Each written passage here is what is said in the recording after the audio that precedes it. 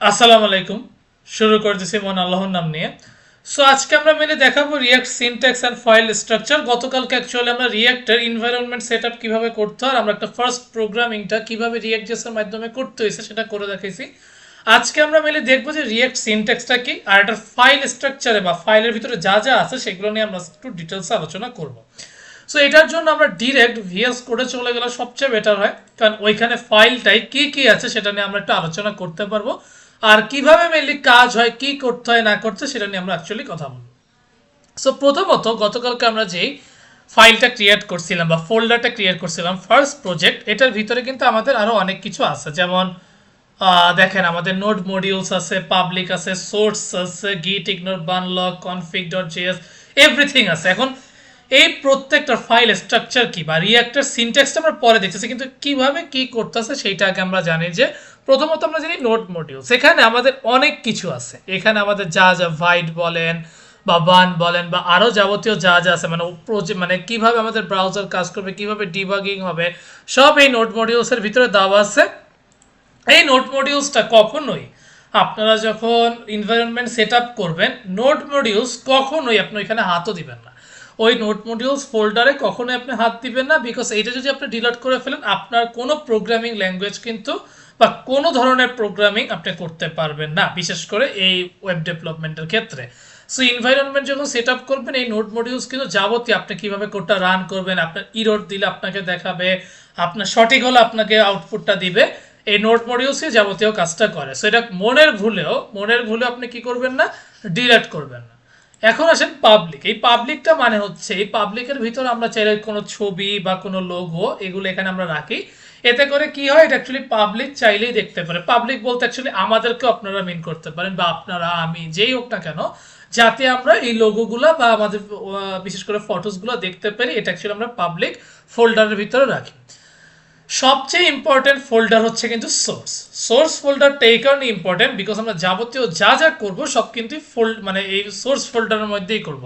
যার মধ্যে সবচেয়ে ইম্পর্টেন্ট ফোল্ডার হচ্ছে অ্যাপ ডট জেএসএক্স, যেটা এটা, আরেকটা হচ্ছে মেইন ডট জেএসএক্স। আমরা চাইলে দুইটার যে কোনো জায়গায় আমরা অ্যাপ ডট জেএসএক্সও কোড করতে পারি, মেইন ডট জেএসএক্সও কোড করতে পারি, কিন্তু আমরা সব সময় এটা মাথায় রাখবেন, অনেকেই দুইটা জায়গায় করে, কিন্তু আমি আপনাদেরকে রিকোয়েস্ট করবো মেইন ডট জিএসএক্সটা ইগনোর করতে। কেন? বিকজ অ্যাপ ডট জিএসএক্সটা এটা অলরেডি মেইন ডট জিএসএক্স এর ভিতরে কিন্তু অ্যাপ্রুভ হয়ে আছে। দেখেন এই যে import app from app dot GSX, এটা কিন্তু অলরেডি মেইন ডট জিএসএক্স এ স্টোর হয়ে আছে। দ্যাটস ওয়াই আমরা মেইন ডট জিএসএক্সটা অবভিয়াসলি ইগনোর করবো ফর প্রোগ্রামিং বা কোডিং। আমরা অ্যাপ ডট জিএসএক্স এ সব সময় কি করব, কোডগুলো করতে থাকবো। এখন অ্যাপ ডট সিএসএস আমাদের আজ অ্যাকচুয়ালি কোনো মানে আমরা অ্যাপ ডট সিএসএস বা ইন্ডেক্স ডট সিএসএস এখানে আমরা মেনলি স্টাইলিং করতে পারবো, যদি আমাদের কোনো দরকার পড়বে না। অ্যাপ ডট সিএসএস যেহেতু আছে, আমরা মেনলি অ্যাপ ডট সিএসএসেই আমরা অ্যাপ ডট জিএসএক্স এ যেই কোডগুলো লিখবো, ইন্ডেক্স ডট সিএসএসটা আমাদের খুব একটা কাজে লাগবে না, এটা আসলে কোনো একটা কাজে লাগবে না। তাও আপনি চাইলে দিতে পারেন, যেহেতু এটা আমার মেইন ডট জেএসএক্স এ অলরেডি ইম্পোর্ট করা আছে, চাইলে আপনি দিতে পারেন। কিন্তু যদি আপনি অ্যাপ এটা মেইন, আমি আরেকটু ক্লিয়ার করি কখন দিতে পারবেন। আপনি যদি মেইন ডট জেএসএক্স এ প্রোগ্রামিং করেন, ফর এক্সাম্পল আপনি মেইন ডট জেএসএক্স এ কোড করতেছেন, তখন আপনি ইন্ডেক্স ডট সিএসএস এ স্টাইল করতে পারেন। আমি আরেকবার রিপিট করি, যখন আপনি মেইন ডট জেএসএক্স এ প্রোগ্রামিং করবেন, তখন আপনি ইন্ডেক্স ডট সিএসএস এ কি করতে পারবেন, স্টাইলিং করতে পারবেন। কেন? বিকজ মেইন ডট জেএসএক্স এ আমার ইম্পোর্ট ইন্ডেক্স ডট সিএসএস করা আছে। দ্যাটস ওয়াই আমি কি করতে পারবো, মেইন ডট জেএসএক্স এ যদি আমি প্রোগ্রামিং করি, আমি চাইলে ইন্ডেক্স ডট সিএসএস এ স্টাইল করতে পারি। কিন্তু যদি আমি অ্যাপ ডট জিএসএক্স এ কোড করলাম, আমি কিন্তু চাইলেও ইন্ডেক্স ডট সিএসএস এ কি করতে পারবো না, মানে স্টাইলিং করতে পারবো না। হ্যাঁ, করতে পারি, চাইলে করতে পারি, কিন্তু আমার ওটা নিয়ম মানলো না, নিয়ম নামের আমি কমপ্লেক্স হইতে গেলাম। সো আপনি যখন অ্যাপ ডট জিএসএক্স এ কোড করবেন, তখন অ্যাপ ডট সিএসএস এ চাইলে আপনি স্টাইল করতে পারেন। যেহেতু আমরা টেলউইন সিএসএস ইউজ করবো, এটা আরো দেরিতে যেয়ে শিখবো, টেলউইন সিএসএস ইউজ করবো, দ্যাটস আমাদের র সিএসএস এর কোনো প্রয়োজন পড়তেছে না। কিন্তু যদি আপনি র সিএসএস করতে চান, তাহলে এতটুকুই মাথায় রাখবেন, আপনি যদি অ্যাপ ডট জেএসএক্স এ কোড করেন, তাহলে অ্যাপ ডট সিএসএস আপনি কি করবেন, স্টাইল করবেন। কেন? কারণ app.jsx এ app.css ইম্পোর্ট করা আছে।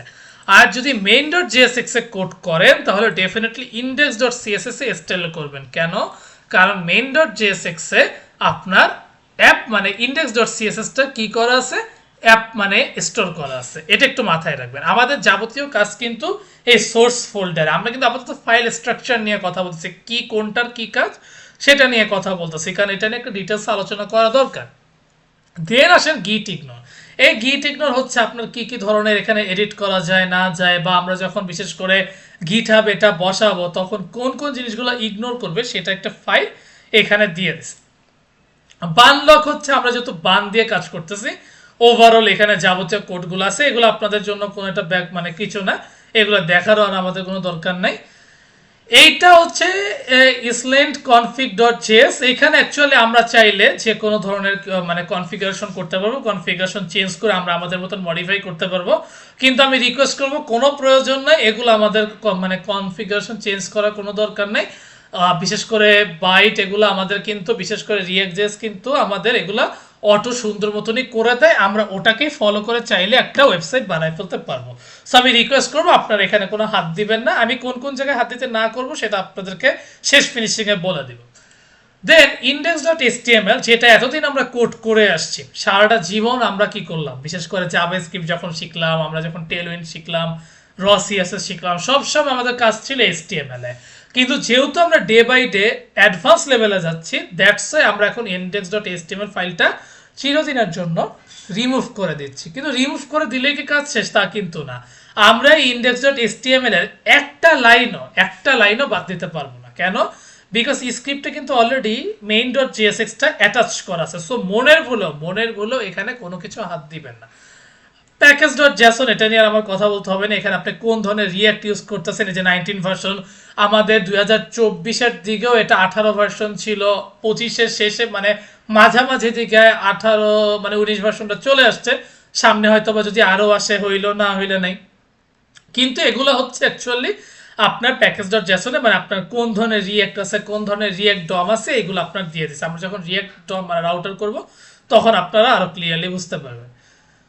আর ভাইট config.js এগুলো কিছু না, রিয়েলমি এগুলোও আপনার জাস্ট কথা। কিন্তু আমি আপনাদেরকে এখন বলে দিই, এরপর আমরা একটা ছোট্ট কোড করে দেখাই, যেখানে আমরা আজকে দেখাবো যে আমরা ক্লাসের মাধ্যমে কিভাবে আলাদা ফাইল মানে আলাদা ফাইলে লিখবো, সেখান থেকে কিভাবে আমরা অ্যাটাচ করবো সেটা হালকা আজকে ধারণাটা নিব। নেক্সট ক্লাস থেকে আমরা ডিটেলসে আরো আলোচনা করব।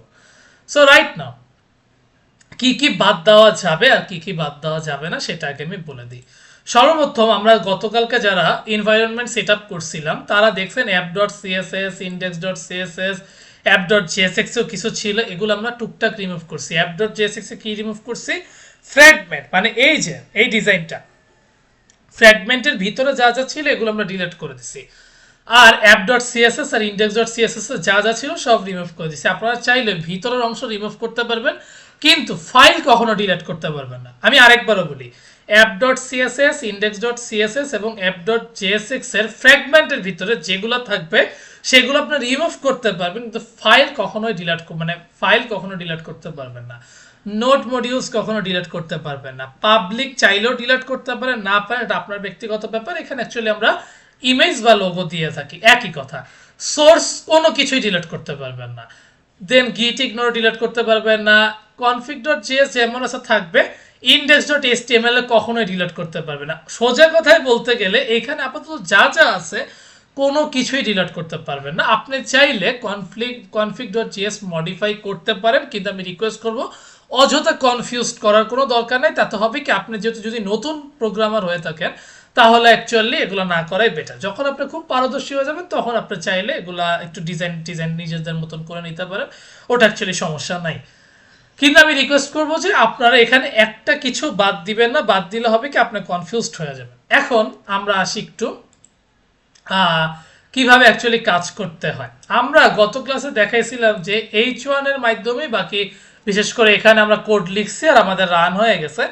আজকে আমরা একটু আগামী ক্লাস যেহেতু আমাদের হবে হচ্ছে components and JS etcetera deep version আমরা চলে যাব, মানে ওইখান থেকে মেনলি আমাদের কোড শুরু হবে। আজকে আমি জাস্ট আপনাদেরকে একটু ক্লাসের মাধ্যমে দেখাতে চাচ্ছি, মানে ক্লাসের মাধ্যমে কিভাবে একটা প্রোগ্রামিং এর মানে জাভাস্ক্রিপ্টের মাধ্যমে কিভাবে অ্যাকচুয়ালি একটা ফাইলের সাথে আমরা চাইলে app.jsx কানেক্ট করবো, এই যে ইম্পোর্ট কেমনে করতে হয় সেটা নিয়ে আমরা একটু আলোচনা করব। সো আমি চাচ্ছি যে আমার একটা ফাইল আমি ওইখানে যা লিখবো সেটা আমার app.jsx এ কানেক্টেড হয়ে যাবে। এখন এটা কিভাবে সম্ভব সেটাই এখন আমরা একটা আসলে করে দেখি।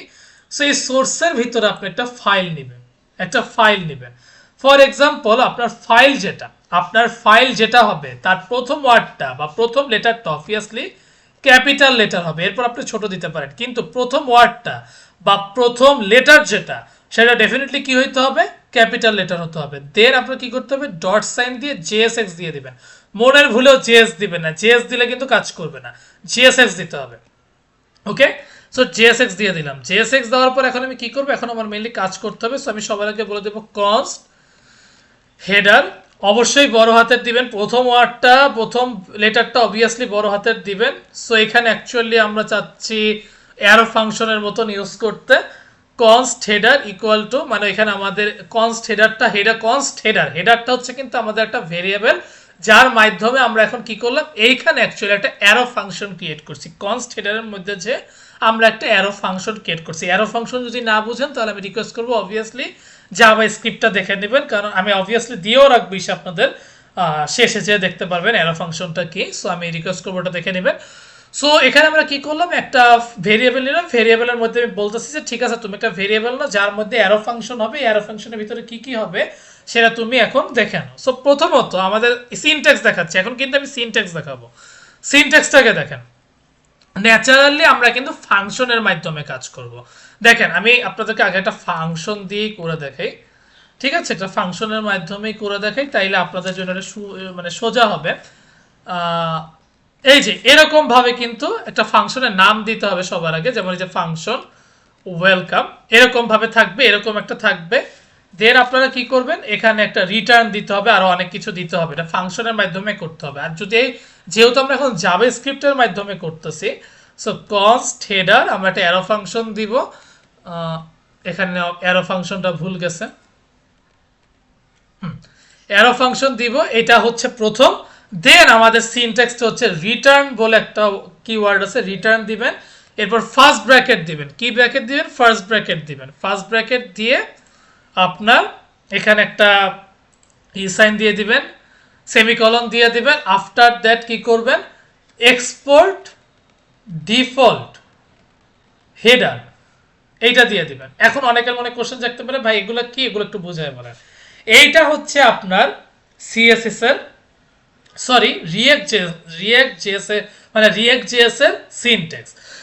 রিঅ্যাক্ট জেএস এর সিনট্যাক্সটা মেনলি হচ্ছে যে যদি আপনি জাভাস্ক্রিপ্ট ইউজ করেন, আপনার কনস্ট হেডার রিটার্নটা ব্র্যাকেটের মধ্যে নিয়ে আপনার কি করতে হবে, এক্সপোর্ট ডিফল্ট করে এটা করতে হবে। এক্সপোর্ট ডিফল্টের মাধ্যমে আপনার সবার আগে কি করতে হবে, রিটার্ন নিতে হবে। এই যে আপনার একটা ভেরিয়েবলের মধ্যে অ্যারো ফাংশনটা তো আলাদা, সবার আগে একটা কিছু নেবেন, ফাংশন হোক বা ক্লাস হোক। এখন আমরা একটা জাভাস্ক্রিপ্ট দিয়ে করাচ্ছি। সো আপনি যেহেতু একটা সাপোজ ভেরিয়েবল নিলেন, ওটার মাধ্যমে আপনি কি করবেন, সবার আগে রিটার্ন নিতে হবে, কারণ আমার তো রিটার্ন করতে হবে। সো রিটার্ন করে আপনি কি করবেন, রিটার্নটা ফার্স্ট ব্র্যাকেটের মধ্যে রাখবেন, নট সেকেন্ড ব্র্যাকেট, ফার্স্ট ব্র্যাকেটের মধ্যে রাখবেন। অবশ্যই একটা সেমিকলন দিবেন। এখন ইরর দিচ্ছে কারণ আমি এখানে কিছু করি নাই, দ্যাটস ওয়াই ইরর দিচ্ছে। সো ফার্স্ট ব্র্যাকেট দিবেন, ফার্স্ট ব্র্যাকেটের পর আপনার এখানে ভিতরে কোডগুলো করবেন। দেন আপনার এই আপনার যাবতীয় কাজ যেটা ফাংশন হোক বা ফাংশনের বাহিরে বা ক্লাসের বাহিরে, যে আপনি কি করবেন, এক্সপোর্ট ডিফল্ট আপনার যে ক্লাসটা বা আপনার যেটাকে বলা হয় ফাংশন হেডার, এই হেডারটাকে আপনি নিয়ে নেবেন। সো এটাকে কেন নেবেন, এই কারণে নেবেন কারণ এই হেডারটা আমরা এক্সপোর্ট করছি, সেটা এখন আমরা ইম্পোর্ট করব জেএসএক্স এ। এইটা হচ্ছে আপনার সিনট্যাক্স। এখন ফ্র্যাগমেন্ট কি, এটা নিয়ে আমরা আলোচনা আজকে করবো না, ফ্র্যাগমেন্টের জন্য 5ম নম্বর ক্লাস আছে, আমরা 5ম নম্বর ক্লাসে ফ্র্যাগমেন্ট নিয়ে কথা বলবো। সো এখন আমরা কি করব, আমরা সবার আগে এখানে একটা হেডার বলে একটা নিব। ন্যাচারালি আমি বলবো যে এইটা আসলে আনপ্রফেশনাল হয়ে যাবে, কারণ তাহলে আপনার সিনট্যাক্সটা বোঝা হবে না। ন্যাচারালি আমরা একটা ডিভ নিলাম, এই ডিভের মধ্যে আমাদের যাবতীয় সব কাজ করতে হবে।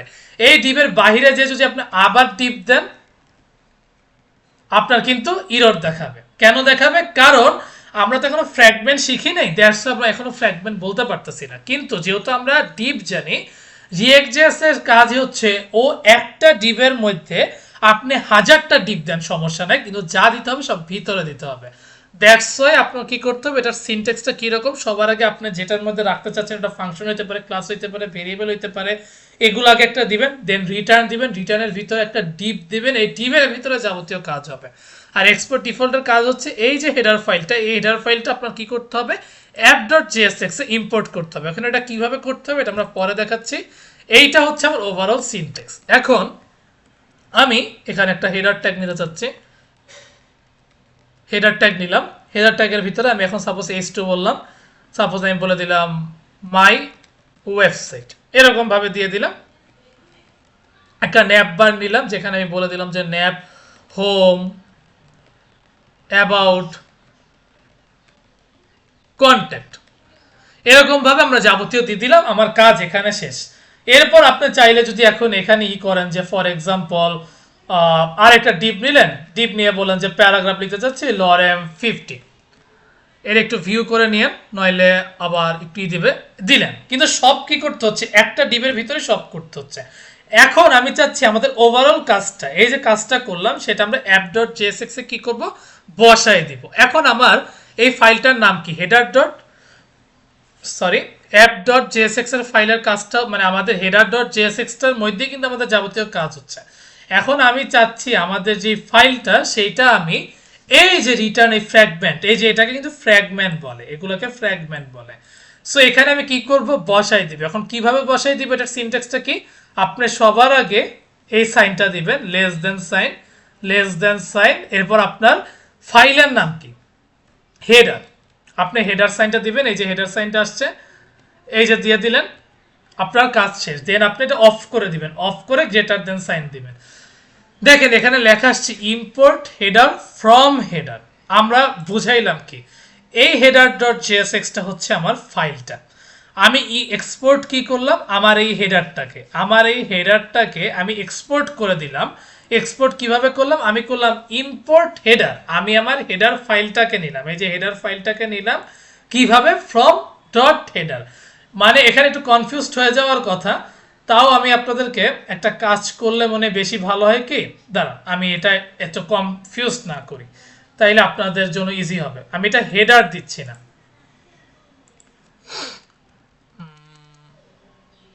আমি এটাকে ফর এক্সাম্পল দিয়ে দিলাম ওয়েব, ঠিক আছে।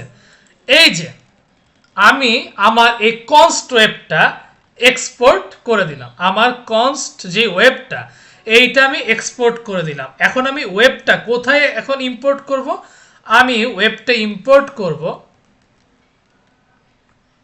এই যে ওয়েবটি ইম্পোর্ট করব এইখানে। দেখেন এখানে আমি কি করলাম, আমার যে ভেরিয়েবলটা সে এই ওয়েব ভেরিয়েবলটা আমি কোথায় এক্সপোর্ট করলাম, header.jsx এর ভিতরে এক্সপোর্ট করলাম, header.jsx এর ভিতরে ইম্পোর্ট করলাম আমার app.jsx এ। সেখানে আমি বললাম যে ইম্পোর্ট ওয়েব, আমি ওয়েবটা ইম্পোর্ট করলাম কোথা থেকে, header.jsx ফাইল থেকে। এখন অনেকে এক্সপোর্ট ইম্পোর্ট নাও বুঝতে পারেন, আমি এক লাইনে বলে দিই।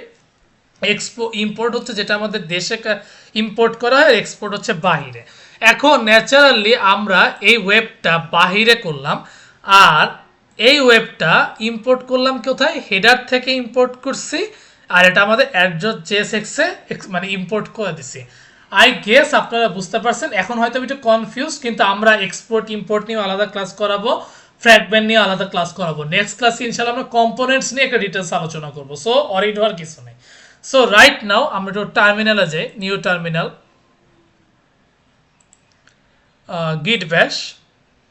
সো গিট ব্যাশে যে কি করবেন, সবার আগে সিডি, আপনার ওই প্রজেক্টের নাম কি ওই নামটা দিবেন। সো ফার্স্ট প্রজেক্ট, ওকে। দেন কি দিবেন, বার্ন রান ডেভ, ওকে। এখন যদি আপনি ইসা যান, ফলো লিঙ্কে ক্লিক করেন, এই যে দেখেন আপনার এটা কিন্তু চলে আসছে। এই যে আপনি মাই ওয়েবসাইট, হোম, অ্যাবাউট, কন্ট্যাক্ট সব দিচ্ছেন। দেখেন আমরা ন্যাচারালি কি করলাম, আমরা header.jsx একটা ফাইলে করলাম, কিন্তু এই ফাইলটা ইম্পোর্ট করে কোথায় দিলাম? app.jsx এ। আমি জানি এটা নিয়ে আপনাদের খুবই কনফিউশন থাকতে পারে, এখনো বলবেন যে ভাই এটা একদমই বুঝতে পারি নাই। কোনো সমস্যা নেই, খালি জেনে রাখেন যে কিভাবে কাজটা হইল। নেক্সট ক্লাসে যখন আমরা কম্পোনেন্টস নিয়ে ডিটেলস আলোচনা করব, তখন আপনাদের এই প্রবলেমটা আরও থাকবে না। এটা নিয়ে আমরা বিস্তারিত আলোচনা করব নেক্সট ক্লাসে, কিন্তু আজকে জেনে থাকলেন যে ফাইল স্ট্রাকচারটা কি, সিনট্যাক্সটা কিভাবে লিখতে হয় সেইটা। তারপরে যদি কোথাও বুঝতে প্রবলেম হয়, ডেফিনেটলি আমাকে কমেন্ট বক্সে জানাই দিবেন যে ভাই এই লাইনটা বুঝি না, এই লাইনটা আপনি একটু সংক্ষেপে বলে দিলে আমার জন্য সুবিধা হইতো, আমি বুঝাই দিব। যেহেতু এটা অনলাইন, অনেক সময় অনেকেরই বুঝতে প্রবলেম হতে পারে, কিন্তু আমি রিকোয়েস্ট করবো যে মানে আমাকে নিঃসংকোচে বলে দিবেন, কারণ আপনারা এখানে শিখতে আসছেন। সো যেহেতু শিখতে আসছেন, আমিও আপনাদেরকে শিখাইতে চাই। সো অবশ্যই সুন্দর মতন কি করবেন, এইটাকে আমাকে বুঝাইতে হবে যে ভাই আমি এই জিনিসটা বুঝি না, আর বুঝে গেলে তো ভালোই। আর যদি বুঝে থাকেন অবভিয়াসলি লাইক আর একটা কমেন্ট করে দিন যে ভাই এটা আমি খুব সুন্দর করে বুঝছি, তাহলে আমার একটা অনুপ্রেরণা কাজ করবে। So anyways, best of luck, keep practising, and যাওয়ার আগে একটাই কথা, keep faith on yourself and take a challenge. Thank you.